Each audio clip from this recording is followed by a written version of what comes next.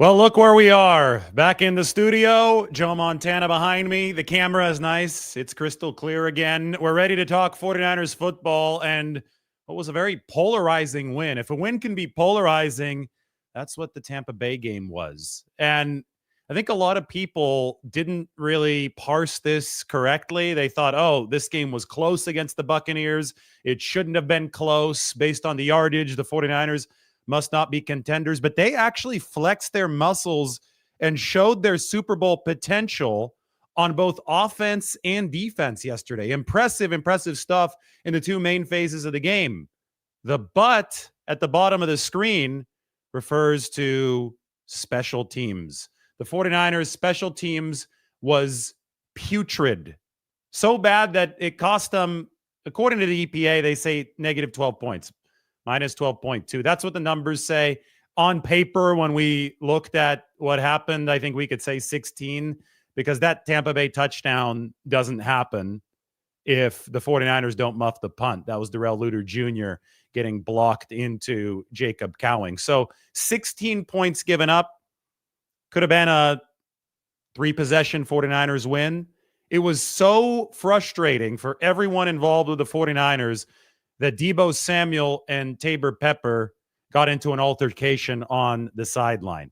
And this right here has taken over the national media. Deebo Samuel seems to be getting a lot of criticism for this. Some people are taking Deebo's side and talking about Taybor-Pepper. I really don't think that it's hard to see both sides of the Deebo Samuel Taybor-Pepper incident. When your special teams is as bad as the 49ers unit was in this game, when they turn what should have been a blowout win into a near loss, which would have been yet another gut-punching loss, and they've already lost gut-punching games this season, thanks largely to putrid special teams performances.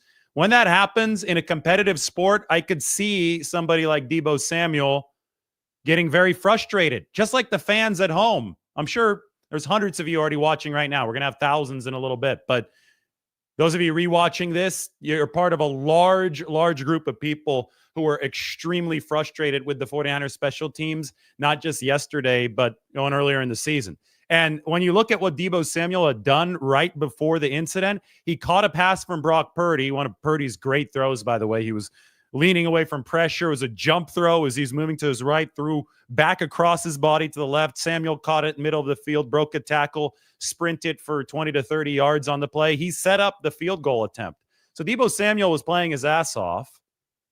Deebo Samuel thought that the field goal should have been something that happened for the 49ers, gave him 3 more points, but instead he watched Jake Moody miss his 3rd field goal of the day, returning from the high ankle sprain, which I think is an important note.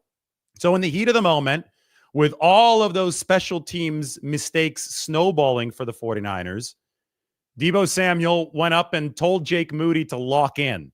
Taybor-Pepper took exception to it. A post has surfaced supposedly from Taybor-Pepper from about 5 years ago when he was with the New York Giants online, where he said that he would defend his kicker or his punter, one of his fellow specialists, if anybody ever tried to talk to them on the field. So Deebo Samuel goes and tells Jake Moody to lock in. Taybor-Pepper, the 49ers log stopper, is right next to him. Pepper takes exception to it. Pepper starts jawing at Deebo Samuel. Deebo said in the post-game press conference or the interview scrum at his locker that Taybor-Pepper is trying to get big with him, which meant that Pepper's puffing his chest out. So Deebo Samuel shoved Pepper in the face, and the shove caught Jake Moody as well. They continued jawing. Deebo Samuel continued walking. That was that. Kyle Shanahan said that would be, if there were still any ruffled feathers, because the two hadn't talked yet in the post-game locker room. If there are any ruffled feathers, Shanahan said that he hoped they would be taken care of on the flight. I personally think that in a high energy sport like football, a brutal sport like football that takes total physical investment, especially with a player like Deebo Samuel, with the style of play that he brings to the field. He's an absolute bulldog. He's got to be in a mental headspace to go run over people. I think that frustration can boil over when something very unusual, like 3 missed kicks plus a muff punt that lead to an opponent touchdown, when that happens, plus all the 49ers special teams history before that happens, I can see how that can turn into frustration on the sideline. I can see Taybor-Pepper drawing a line in the sand in the special circumstance with his kicker because Jake Moody hadn't been in a game in over a month and was coming off a high ankle sprain. And Pepper said, you know what? He just needs another chance. And he did get that other chance, and Jake Moody drilled a 44-yard field goal to win the game. So Pepper wants to protect his teammate. Specialists are very territorial in that way. Deebo Samuel wants to protect what the offense has been doing and what the defense has been doing. Should he have been more professional in that moment? Sure. Retrospect is 2020, but emotions can overheat in the heat of battle. And that's exactly what happened. I don't think it's a sign of a fracture in the 49ers locker room. And I think that Trent Williams didn't even notice it. That tells you something about the chaos that can happen on a day-to-day level in the sideline. But another veteran who's been with the 49ers in recent years, he's now retired, Richard Sherman, chimed in on it on his podcast. And Richard Sherman, actually, Deebo Samuel's been taking a ton of heat in the national media for this. Richard Sherman actually took Deebo Samuel's side. Let's read what Richard Sherman said here. Quote, when Deebo Samuel goes up to Moody and says, lock in, you don't defend Moody from that. You don't get to defend him from accountability from the team. If I give up a touchdown pass and one of my teammates says, hey, come on now, lock in, somebody's not going to come in and save me. You've got to be tough. This is the National Football League. If you make a mistake, you are held accountable just like everybody else. Now, the thing is, we don't know exactly what was said and what the tone was from Deebo Samuel to Jake Moody, and so why Taybor-Pepper might have taken exception to it. But Pepper himself did say that at least part of Deebo Samuel's message was to lock in. I will go back to my fallback take on this. This has been my take since yesterday. This event is going to be judged in terms of outside judgment by how the 49ers special teams unit responds from this point moving forward. Because if the 49ers special teams ends up playing extremely well from this point moving forward, people are going to give Deebo Samuel credit, even though he may not deserve it, for the special teams unit turning it around.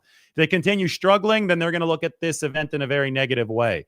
But this is from SF Data 49ers. This is special teams performance for the 49ers under Kyle Shanahan.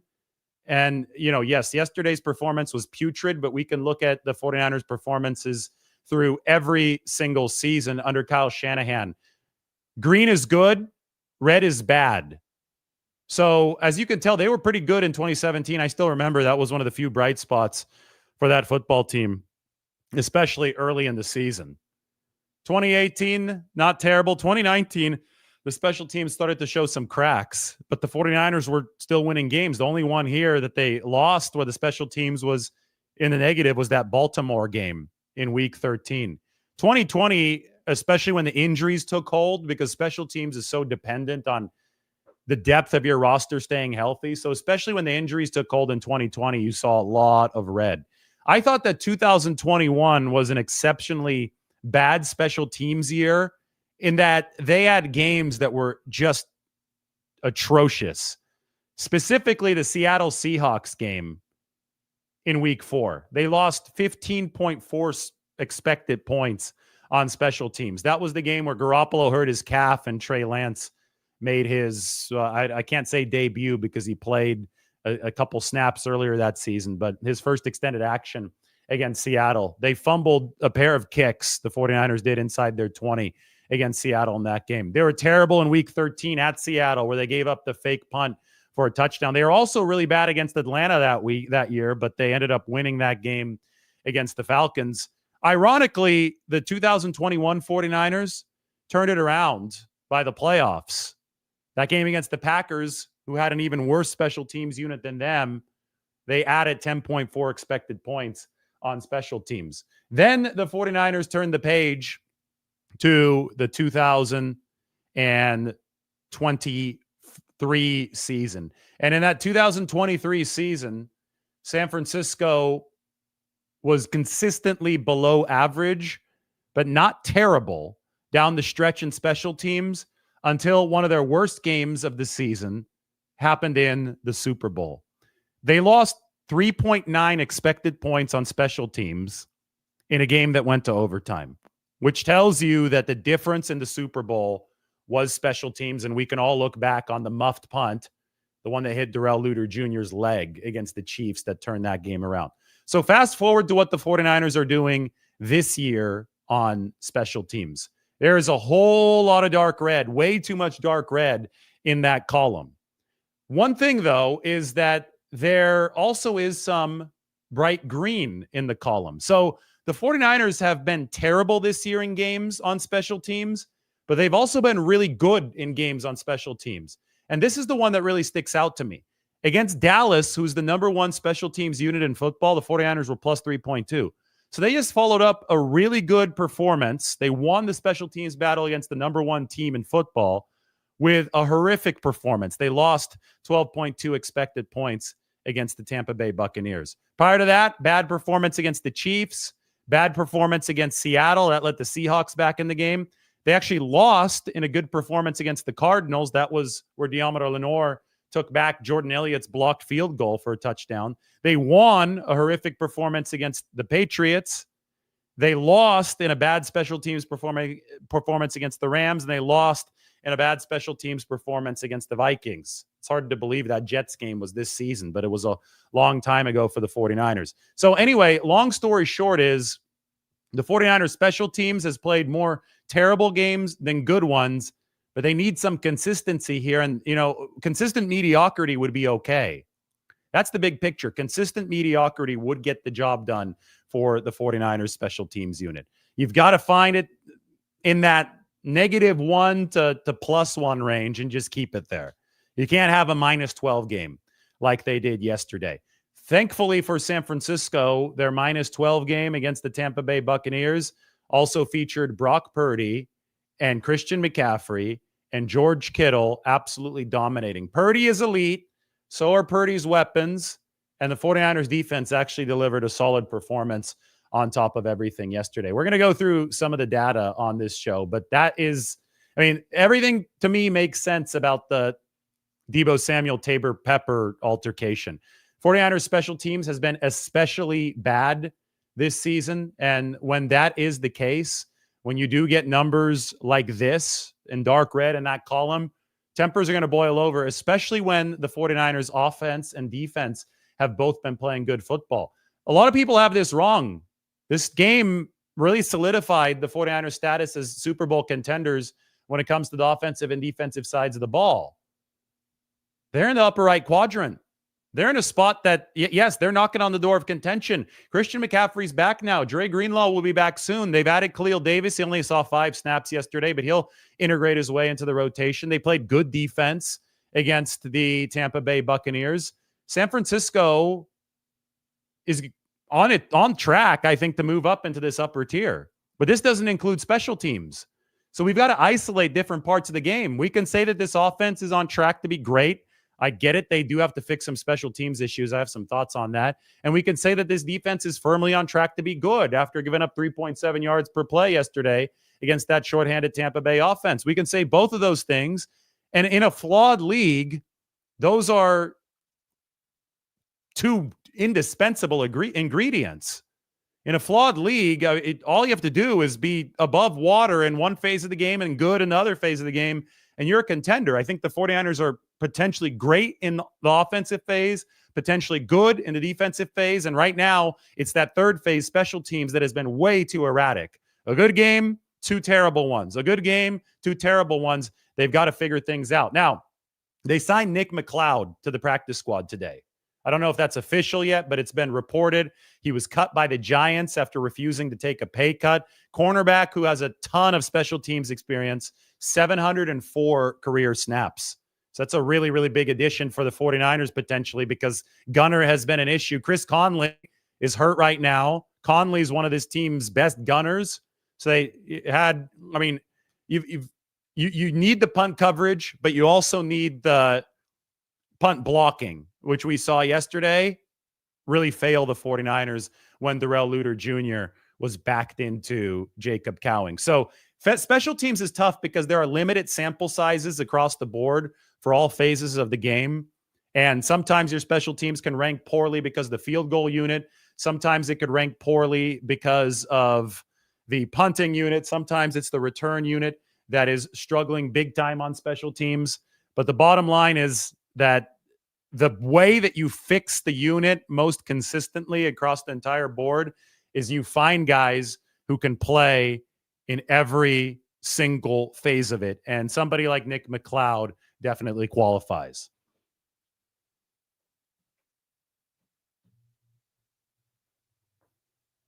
Had to get the fan running. It's hot in the room right now.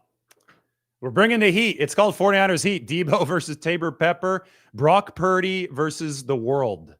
I know we talked a little bit about this yesterday. Why don't we talk about it a little bit more today? Purdy and his ranking now amongst the entire league has been sensational so far this year. This is from Ben Baldwin's website. Purdy up to number 5. So he's a top 5 QB. But what was really sensational was the performance yesterday for Purdy. I'm sorting this by expected points added per play. He was at 0.49 yesterday. So you can see Lamar Jackson is having, I think, a career year. And that's saying something for Lamar Jackson's standards. He's at 0.31 EPA per play. If Purdy just continues delivering at the efficiency clip that he did against the Tampa Bay Buccaneers, he will vault back to number 1 in very little time on this list. I mean, he is not far from usurping Joe Burrow. He's not that far off of Josh Allen. And Jaden Daniels is right in front of Josh Allen. Lamar Jackson has a little bit of a gap in between him and 2 through 5. But Brock Purdy, with how he delivered with Christian McCaffrey in tow and George Kittle in tow against the Tampa Bay Buccaneers, is trending on up. So top 6, top 5 efficiency guy, even when the 49ers had a ton of injuries. I think Brock Purdy answered all those questions. Now we get to see how high the 49ers can fly this rocket with Brock Purdy and his weapons back in tow. That includes Juwan Jennings back at that X receiver position. Couple unheralded performances yesterday for the 49ers defense. Got to talk about Evan Anderson and Rocky Yassin. So what happened yesterday is the 49ers saw an injury at the cornerback position to their highest graded defender, who was Renardo Green. On top of that, Charvarius Ward missed the game following the tragic death of Amani Joy, his 1-year-old daughter. So Renardo Green, not only did he deliver the best game so far of his young career, 84.3 PFF grade, but he was dealing with a foot injury. The foot injury ended up sidelining Renardo Green. So the 49ers had to dig deep into their cornerback depth for 12 plays to end the game. And the veteran Rocky Yassin came into the game. And on the third down, with the 49ers leading by 3 points with under a minute to go, with them desperately needing to prevent a Tampa Bay touchdown, it was Rocky Yassin that forced the incompletion on pass defense against Baker Mayfield. This is by far the deepest cornerback room that the 49ers have ever had. Isaac Yiadom played yesterday, and he played well. Only 4 catches for 28 yards combined for the Tampa Bay receivers. Unfortunately, Darrell Luter Jr.'s name is being brought up in more of a negative light. He didn't have a chance to make up for it on defense, but they're still looking at Darrell Luter Jr. as a promising future prospect at the cornerback position. 49ers fans know him, and again, this is unfortunate for the special teams miscues so far, but Darrell Luter Jr. is a player that they've really liked over the offseason working on the defensive side of the ball. It's just really hard to get playing time right now because they have so many good DBs. Deommodore Lenoir has been awesome all season long, and we should not undersell Jair Brown's contributions yesterday.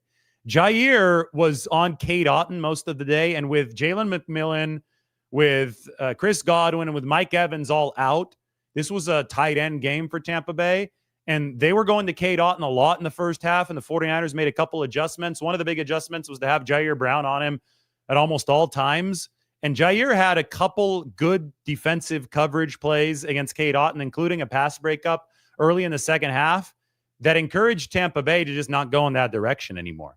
Now, the special teams for the 49ers, those lapses also encouraged Tampa Bay to just run the ball because they said, well, if the 49ers are going to give us free points, we're going to keep the ball on the ground. We don't need to throw the ball without our weapons against this defense.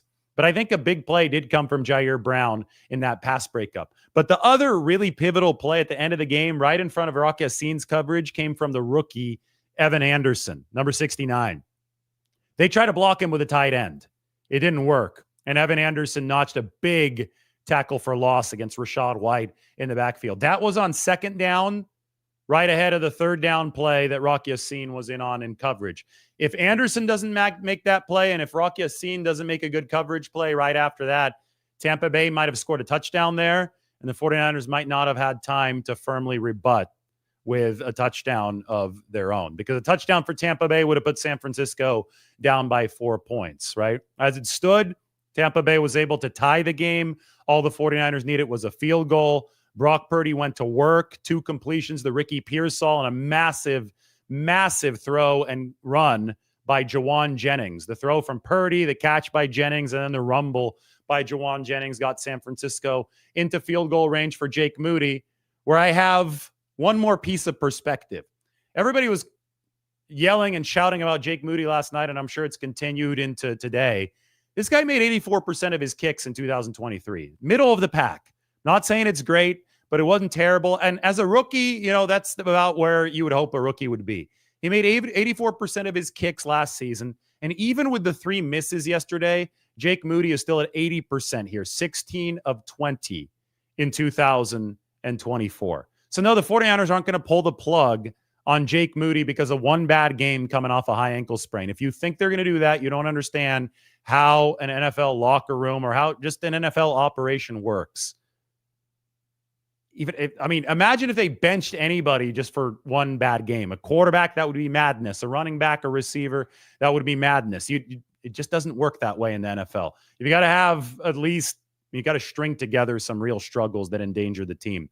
There's a true extenuating circumstance here for Jake Moody in that he was coming off the high ankle sprain.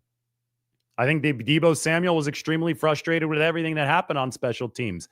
He told Moody to lock in. Moody did lock in. He made the game-winning kick. Let's see how he does this next week.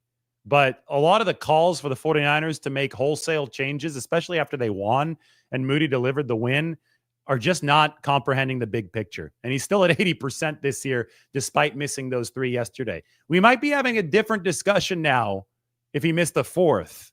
But he did course correct and make that biggest field goal of the day against Tampa Bay. So I do think it is important to look at the big picture of the statistics. I have a couple more numbers for you. And then I have the San Francisco Standard article that I wrote. But this is the pass rushing for San Francisco yesterday. The pass rush has not gotten enough love. I think that the 49ers have actually very effectively constrained the pocket this year.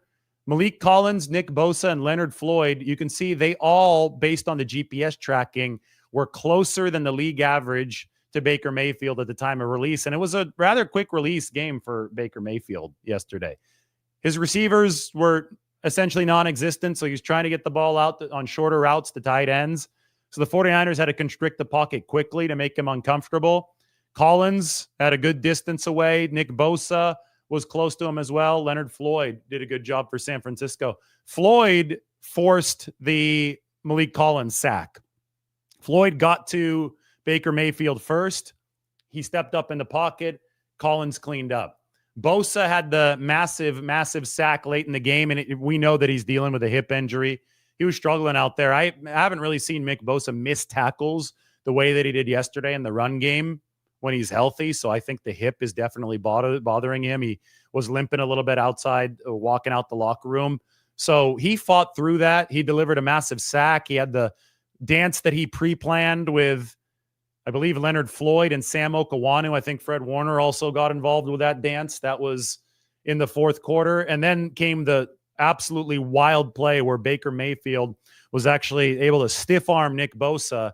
That's the first thing I asked Nick. I'm like, what the hell happened there? And he said that he was afraid if he started to reach out and drag down, he was afraid of the horse collar on the play. The 49ers did have a holding penalty anyway on the play, so it would have been an automatic first down, but there was no way for Bosa to know that. On 4th and 7, the last thing he wanted to do was commit an obvious penalty. So what he did is get stuck in no man's land with Baker Mayfield, where he was hoping if he could just hold on to him, because the stiff arm was obviously keeping his distance at bay. If he could hold on to Baker Mayfield, he was hoping that Mayfield wouldn't be able to complete a pass. But sometimes you have to tip your cap. Sometimes the other guys, they're paid too, and they make a good play. And that's exactly what happened there. But again, the big picture here is that the 49ers defense is delivering at very acceptable levels right now. If they can give that performance again over and over and over again for the rest of this season, I think that the 49ers will be fine, provided that their special teams doesn't ruin things. Because the offense is only going to get better, and I think that the biggest issue for the 49ers offensively comes in the red zone. They went 1 of 3 yesterday. The touchdown came when Brock Purdy threw the sensational pass to George Kittle that followed the sensational pass to Christian McCaffrey. But the first 2 possessions just weren't good in the red zone for the 49ers. And I'm seeing a recurring pattern. I rewatched the game twice already. It is my belief that the key to 49ers red zone improvement is creative passing on first downs. I think they get stuck at the 10-yard line way too often. They'll make it to the 10, the 9, the 8, somewhere there, and they'll run, and the run seems very predictable on first down, and it gets stuffed. Yesterday, they even inserted Isaac Guerrero for his only carry of the game on a first down run, and he got stuffed. So that sets up 2nd and long, and that sets up 3rd and long, and those are passing situations, and it turns into a pass-happy nightmare for the 49ers because the defense now knows they're going to pass, and there's nobody open, so Purdy is trying to work with very, very limited separation. So I think that you have to switch things up. I think first down, the defense can't know for sure that you're running the ball. Yeah, you could occasionally run, but you got to pass a little bit more often to set up some of those runs. And I think it gets easier now that Christian McCaffrey is in the mix for the 49ers as that dependable outlet man. In fact, on the red zone touchdown itself, the beautiful throw to George Kittle, the 49ers wanted to go to Christian McCaffrey underneath. I believe it came on 2nd down. But the defense did cover Christian McCaffrey. But that meant that everybody else was single covered. That meant that Brock Purdy could take his pick. Now, it was good coverage on the play from Tampa Bay. You absolutely have to give them credit. But what we did see happen was that Purdy rolled out, bought some time, and put the ball in a perfect window for George Kittle to make the catch. So it was a sensational play, a connection between Purdy and Kittle, all pro talent, both sides of the football. But Christian McCaffrey did help make it possible. He did create that little bit of a sliver for the 49ers since he did draw defensive attention in the middle of the field. And then after that, George Kittle played the Pirates of the Caribbean theme song on his phone at his locker. And that is what I wrote about up on the San Francisco Standard. I'll be writing the grades for this game for the Standard a little bit later today as soon as we're done with this live. But if you want to take a look at the piece now, it is linked in the description. And I mean, we got a little bit more from the Standard from where this came from as well. How about this? Kyle Shanahan thought that Brock Purdy threw the Christian McCaffrey rainbow shot so early that it wasn't a good throw. But Purdy had recalculated the ball's trajectory, opting for a high arc that might have brought down rain had there been more cloud cover on this sweltering Florida afternoon. The improvised rainbow gave McCaffrey time to run under the football for a 30-yard reception. I thought Christian's quote was great. That's not easy to understand where I'm at on the field and put that touch on it. So Purdy had to calculate this while William Golston was about to obliterate him in the pocket. 4 plays later, Purdy and Kittle, who played Pirates of the Caribbean theme music at his locker after the game in honor of the opponent the 49ers had just vanquished, combined to execute what might have been an even more difficult connection. And then this is where I made the connection to the Seattle game. Purdy escaped the pocket, and with 347-pound Tampa Bay defensive tackle Vita Vea bearing down on him, he threw a precise strike to Kittle in the back of the end zone. The double toe tap on Kittle's 6th touchdown grab of the season was masterful, evocative of his clutch score against the Seattle Seahawks last month. I thought that was a hybrid play. I really did. There was the Seattle Seahawks score where Kittle had the double toe tap, but do people remember the 2022 game against the Rams where Jimmy Garoppolo was still the quarterback? Purdy was on the team, but Garoppolo was healthy at the time. Christian McCaffrey was making his first extended action for the 49ers. Garoppolo bought time, found McCaffrey off schedule, back corner of the end zone. I told George about that, and he agreed with me. He said, oh, yeah, that reminded me of that play because it was both sides making a high-level play to basically break the system that was happening. That game was proceeding according to Tampa Bay's game plan yesterday. Their game plan was nickel and dime the 49ers, one paper cut at a time with the run game, hope that San Francisco busts with a turnover. They did. There was the giveaway that they had on the punt return with the muffed punt, and get some other help, some dirty help elsewhere, and they got it through the missed field goals from Jake Moody. So at the time of the Kittle touchdown and also of the preceding McCaffrey rainbow catch, Tampa Bay was holding serve. They were ahead 17-13. The game plan, even though the 49ers had a lot more talent than them, was coming to fruition in their favor. The 49ers needed to somehow get it off that track. This was going to a dark place. The 49ers had to get it out of that dark place. So what happened is that the 49ers superstars took over on those two plays of the game. First, we saw Christian McCaffrey do this. Then we saw George Kittle do what I just read about. George Kittle catching the ball in the back of the end zone. Both were absolutely perfect throws from Brock Purdy. Both plays involved MVP caliber talent on both sides of the equation. We watched a Sunday night football game last night that did not have MVP caliber talent at the quarterback position. CJ Stroud and Jared Goff are not on Brock Purdy's level. The reason I bring that up is because there were so many 49ers fans after this game trying to lump part of the struggles that the 49ers saw in this game in with Brock Purdy, which was completely idiotic. Brock Purdy dragged the 49ers to victory by throwing passes like the one that you see up on the screen to Christian McCaffrey, by going off schedule and delivering to George Kittle in the back of the end zone. Those were two strikes of lightning from an MVP caliber quarterback to MVP caliber, or we should say, well, Christian McCaffrey's an MVP caliber player. Unfortunately for George Kittle, he plays tight end, but he's an all-pro, all-world tight end. So those were superstar to superstar connections that were not scripted. They were both off-schedule plays.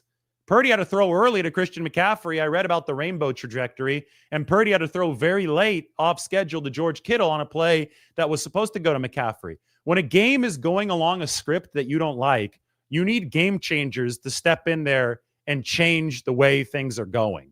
And game changers have to be great players. The 49ers have great players. There's Purdy, there's McCaffrey, there's Kittle. Deebo Samuel made a great play before he went over and yelled at Jake Moody. Nick Bosa made a great sack that the 49ers needed of Baker Mayfield, even with the hurt hip.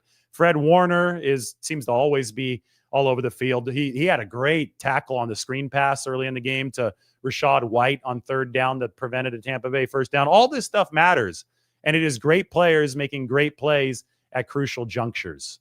So that's why the 49ers have Super Bowl potential.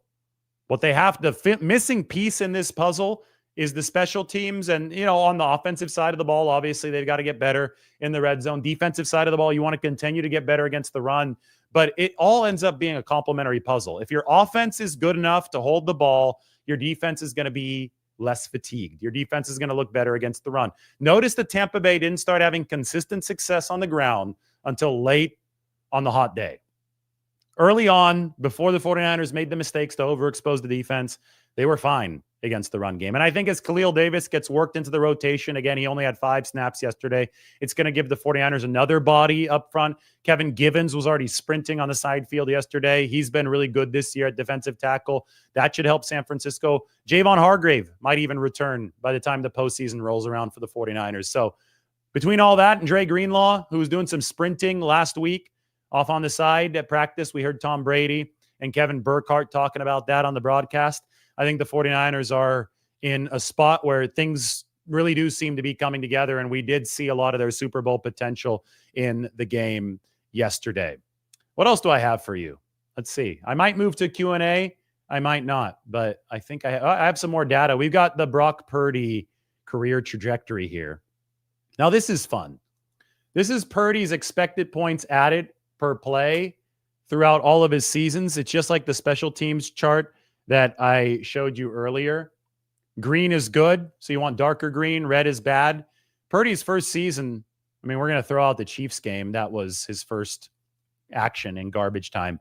It was all green for Purdy, with the one exception being the game that he played without an elbow. So we're not going to count that either. But he splashed onto the scene in absolutely remarkable fashion. And then he showed up in 2023 and was even better. Every single game up until the Christmas game was respectable in terms of EPA. The worst one prior to that was the Cleveland game, and he still drove the 49ers into game-winning field goal range. Unfortunately, Jake Moody missed that one too. But by week 16, Purdy had such a big lead atop the NFL EPA chart that even the atrocious performance against the Ravens could not knock him off the number one spot. He rebounded with a great game against the Washington Commanders the following week. He was in the positives throughout the entire playoffs. He even outdueled Patrick Mahomes. But Patrick Mahomes had the benefit of a better special teams unit than the 49ers in the Super Bowl. So compare that to what Purdy is doing this year. And keep in mind that he's had a lot of injuries to deal with. No Christian McCaffrey until yesterday. It's been pretty damn good. Only 2 games in the negatives, Minnesota and Kansas City. And it wasn't like Kansas City was atrociously bad. He was also playing that with essentially no weapons. I mean, they were bare bones at that point after all those injuries.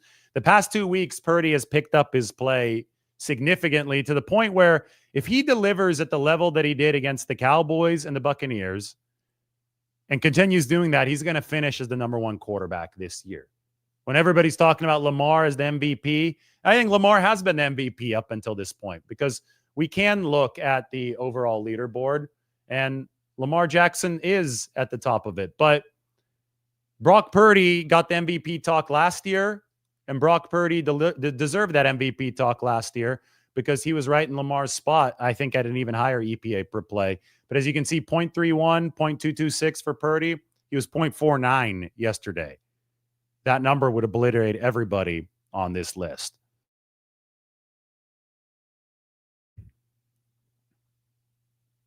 I also ask, is this 49ers defense underrated? Why don't we see?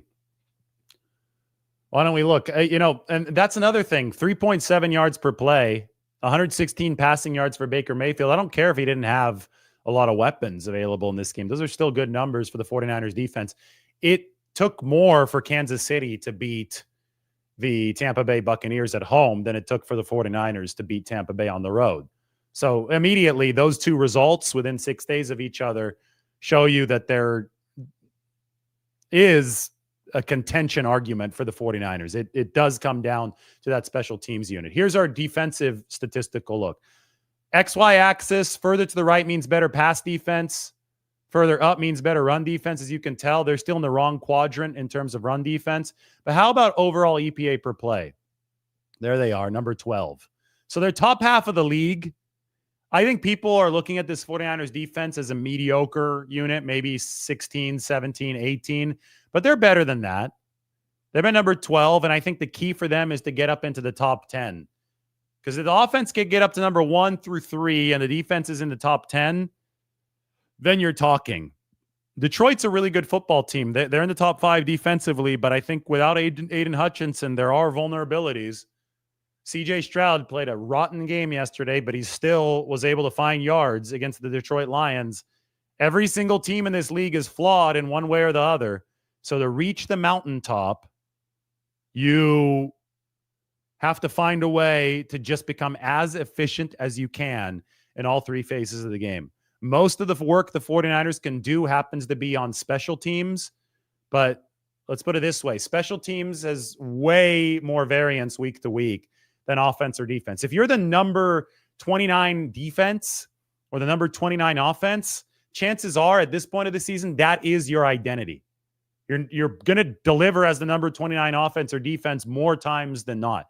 Special teams is a little bit different. You could be the number 32 special teams or the number 31 special teams, but on a week in, week out basis, you might still be able to deliver good games. The best example of that is the 49ers, who had a plus 3.2 EPA game against the Cowboys, the number 1 special teams unit in the league, just a couple weeks ago. So yesterday was horrific. The game before was okay, or I would even say good against the Cowboys.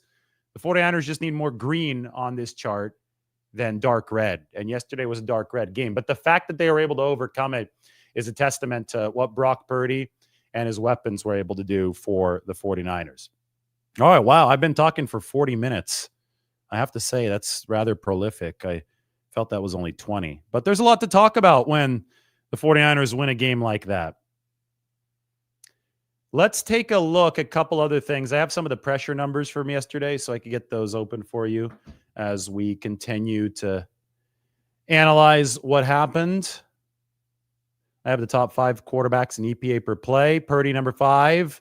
I just showed you that. Lamar, Jaden Daniels, Josh Allen, Joe Burrow, and then Brock Purdy. Look at this. Dominic Purdy was the 49ers' highest graded offensive player. On top of that, the rookie now ranks in the top 10. He ranks number 8 of NFL guards in PFF's run block grade. He's even above Joe Thuney, who's considered maybe the best guard in football, one of the best guards in football for the Kansas City Chiefs. But I thought that was impossible because everybody tried to tell me that the 49ers didn't invest in their offensive line. It's so funny because people have so many bad takes about the 49ers. They use them to get a bunch of clicks, subscribers, if they're not faking getting those subscribers. And they then forget about their takes when somebody like Dominic Purdy, an actual 49ers investment in the line of scrimmage and the offensive line, performs as a top 10 guard. So Purdy's the number 8 run blocking guard in all of football. He's also in the top half of pass blocking. What an investment he's been. He was the highest graded offensive player for the 49ers yesterday. The highest graded defensive player for the 49ers against the Tampa Bay Buccaneers was rookie Renardo Green. I mentioned he was in there for Charvarius Ward's absence. Renardo played all but 12 snaps for the 49ers. We're going to get an update on his health a little bit later today. Rock Yassin replaced him for those final 12 snaps and also played well. The 49ers offensive line allowed some pressure against Tampa Bay. It wasn't a horrific amount, but Trent Williams allowed 3 pressures. Jake Brendel allowed 3. Colton McKivitz allowed 2. Dominic Purdy allowed 2. And Aaron Banks allowed 1. The D-line generated these pressures. Malik Collins, 4. Leonard Floyd, 4. Nick Bosa, 3. And Sam Okawanu, 1. That was the 49ers' performance up front in this game. The Bosa situation is going to be interesting because the hip pointer that he suffered on Wednesday, I wonder if that's something that's going to linger unless he has to sit for a game. You never really know with these injuries. So football games are extremely violent, brutal things. So when a guy is playing with something, sometimes it could be aggravated during the actual game. And I know that Bosa was laboring at times of this football game. They need to get him healthy. They had the benefit yesterday of Tristan Wirfs getting hurt. You know who replaced Tristan Wirfs was Justin Skule, the former 49ers offensive lineman. And it was actually Skule who Bosa beat to get to Baker Mayfield on that big sack before the dance toward the end of the game. If you have any questions, go ahead and pop them into the Q&A. I'll wait for some of them to roll in.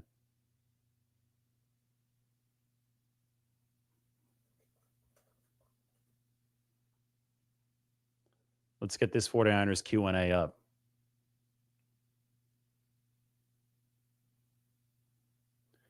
As Mike said, post the questions. As Eric Gomes says, ask some good questions. Let's go.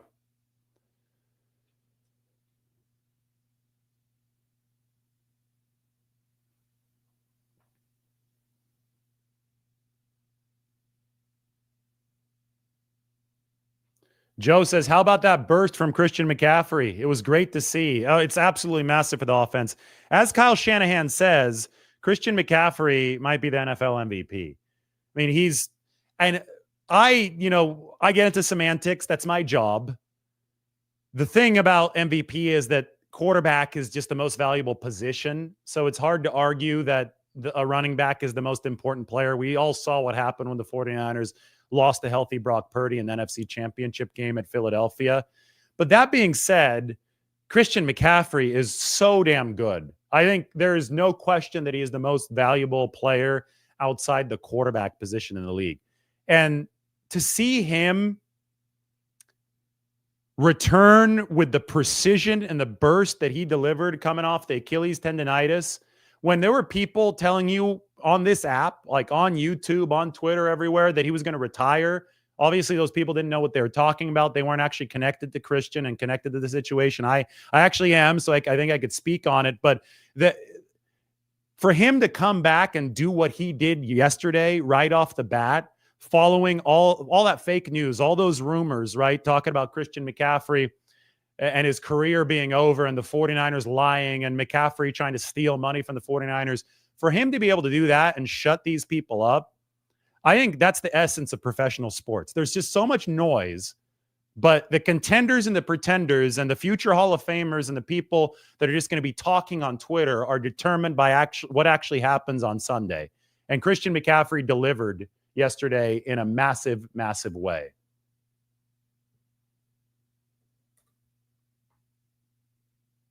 I'm going to get the picture back up because this play right here, I mean, this exemplified everything that Christian McCaffrey brings to the 49ers offense.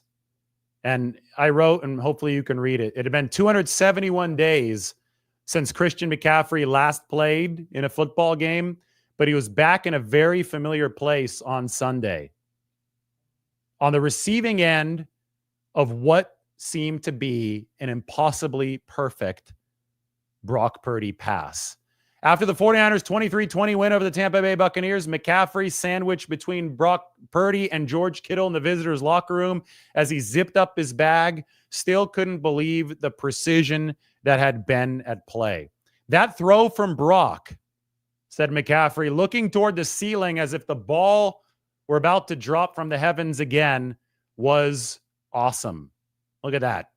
I mean, it could have brought down rain. There needed to be more cloud cover yesterday. It was so hot in that stadium. Margot was at the game. She was sitting in the club level, but it was sunny. So I go out there and I saw Margot, and I was like, I'm glad that you're in the club level so you can go up into the air conditioning. Oh my goodness, they needed more cloud cover. That was bad. Maybe for 5% of the game, maybe 10% of the game, a cloud would mercifully move in front of the sun. But it was November 10th in Florida, and I think it was record heat or close to it, 85 degrees. You could tell that the team that would have to be on the field last defensively was going to be in trouble. 49ers made sure to have the ball last offensively, and I think that helped them win the game. But my goodness, had there been clouds, this would have brought down rain. Purdy adjusted on the fly after the busted coverage, and Christian McCaffrey, well, he had to make an adjustment too. That's Levante David behind him. Purdy threw that football while Christian McCaffrey was still on the other side of Levante David. By this point, Christian McCaffrey has gotten a few yards of separation in the other direction from Levante David. It's a 34-year-old linebacker who's past his prime, with the 49ers were able to pick on yesterday. George Kittle's big catch and run toward the end of the game, that was Levante David missing the tackle. So if you could get Kittle or McCaffrey on aging linebackers in this league, things are probably going to end up in your favor for the 49ers. Anyway, check out the article. We're able to write about Pirates of the Caribbean, Christian McCaffrey zipping up his bag, talking about this catch. Everything is available for you on the San Francisco Standard. I'm ready for more questions right now, too. Give me a second to read through some of them.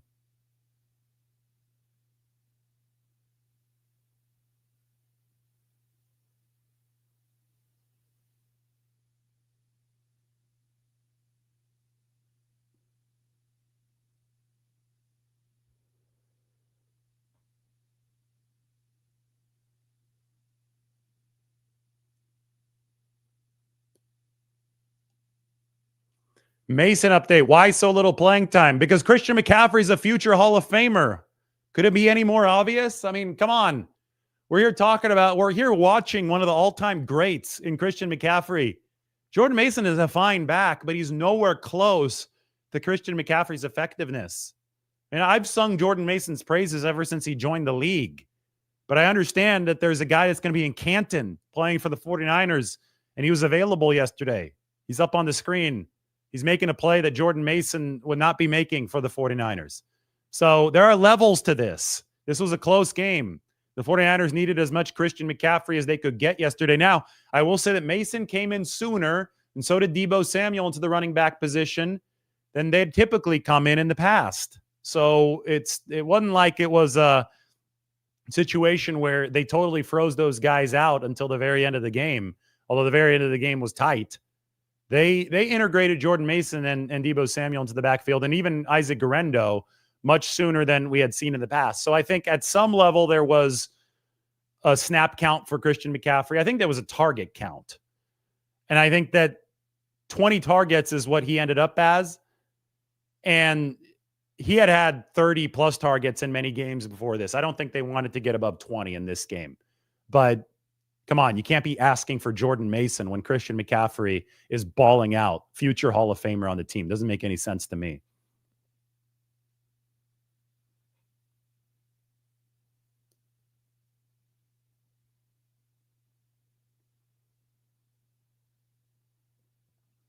When will Charvarius Ward get back? He was locked down when healthy. Well, as we very clearly see now, Charvarius Ward has been dealing with a lot.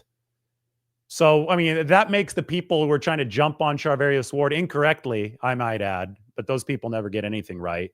That makes it even worse, right? When you see what Charvarius Ward was dealing with, which is something that, you know, those of us who were in the locker room understood, but we knew that some of this was going on. But the timeline for Charvarius Ward should not be expedited beyond what is right for him and his family. Maybe he's back this week. I don't know. But there should be no pressure.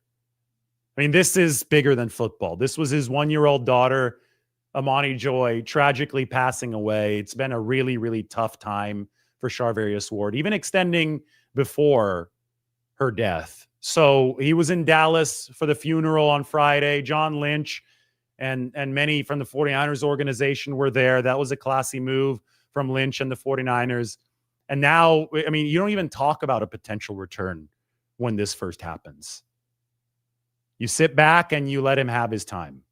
Maybe it's this week, maybe it's next week, maybe it's 2 weeks from now. Honestly, who cares? Like, honestly, this is bigger than football, right? The 49ers have their deepest cornerback room under John Lynch and Kyle Shanahan this year. They fared just fine without Charvarius Ward yesterday, and they'll welcome him back with open arms when the time is right.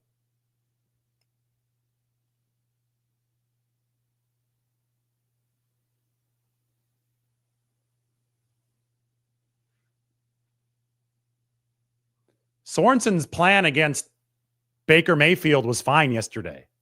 I mean, Sorensen was good yesterday. The defense was good yesterday. They gave up 3.7 yards per play. The Buccaneers' average per play would have been the lowest figure in the entire NFL this year if extrapolated over all the games this year. That would be the worst offense in the league. That's what the 49ers defense did to Tampa Bay yesterday. I get that it was a shorthanded offense, but they did much better than Kansas City's defense did against the Buccaneers the week before. So I don't think we should be sitting here questioning the 49ers defensive game plan when they did that to Tampa Bay. He threw for 116 yards. The adjustments for the 49ers need to come in two places, but 95% of it is one place, and that is special teams. They need to be better on special teams. Yes, they can be better in the red zone. I think they will be better in the red zone. I've already given you guys my prescription for better play in the red zone. But let's not sit here and talk about the defense as if they got shredded yesterday, because they certainly didn't.